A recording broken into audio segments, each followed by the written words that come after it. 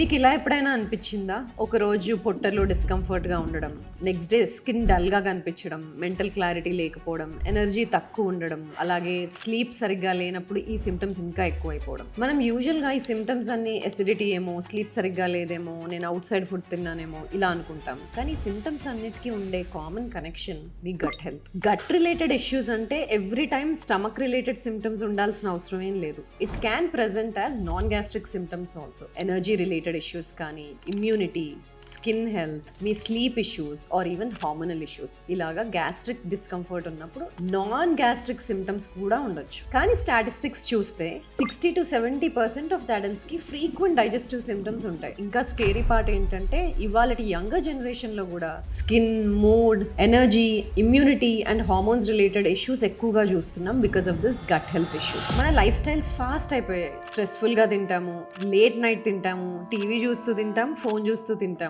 Even late nights awake గా ఉంటాం, బాడీని కన్ఫ్యూజ్ చేసేస్తాం. ప్రాబ్లం ఏంటంటే సిమ్టమ్స్ అన్ని వచ్చాక రియాక్ట్ అవుతాం, కానీ గట్ హెల్త్ సైలెంట్ గా మనకు కొన్ని సిగ్నల్స్ ఆల్రెడీ ఇస్తూ ఉంటుంది. I'm doctor Samatha Tulla, your longevity physician. ఇవాళ వీడియోలో గట్ హెల్త్ అంటే ఏంటి, అసలు ఎందుకు అన్హెల్దీ అవుతుంది, దానివల్ల వచ్చే డైజెస్టివ్ సిమ్టమ్స్ ఏంటి, నాన్ డైజెస్టివ్ సిమ్టమ్స్ ఏంటి, వీటిని ఎలా హ్యాండిల్ చేయాలి, ఏజ్ అవుతూ ఉంటే గట్ హెల్త్ ని ఎలా హెల్తీగా పెట్టుకోవాలి, గట్ హెల్త్ ఎందుకు one of the important root causes of health, gut effect అవుతే ఎందుకు మన energy, metabolism, skin and hormones change అవుతాయి అని నేను డీటెయిల్డ్గా ఒక వీడియో చేశాను. It is available on doctor Samatha Tulla's YouTube channel. So please go and watch it there.